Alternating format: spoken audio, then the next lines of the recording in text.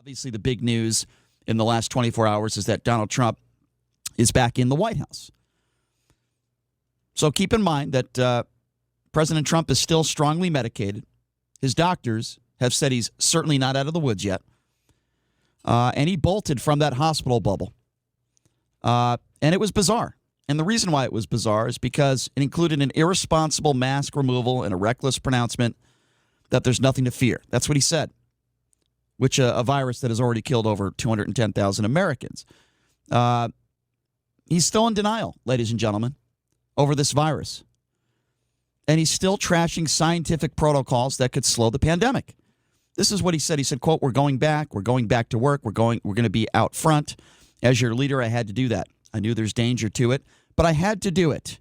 He put this bizarre campaign video out there, and he said, I stood out front. I led. Nobody that's a leader would not do what I did. I know there's a risk. There's a danger.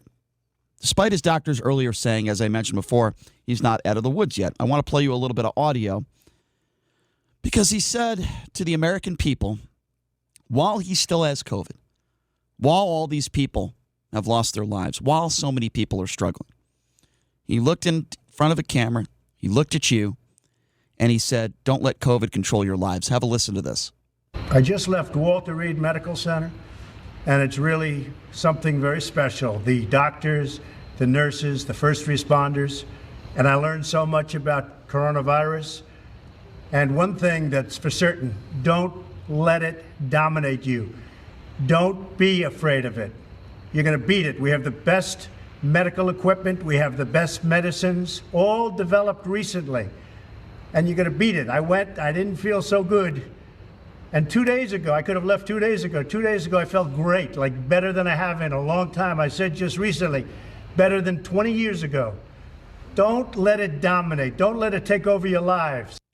Okay, so first of all, keep in mind, the President of the United States has about 10 of the best doctors in the world that have been at his disposal.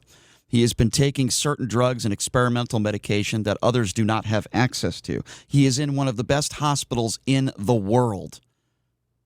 And even then, you can see him at times not breathing as a normal person would be breathing yesterday if you watch the video. But again, he has some of the best doctors in the world, one of the best hospitals in the world. So easy for him to say that while there are so many people out there that are struggling.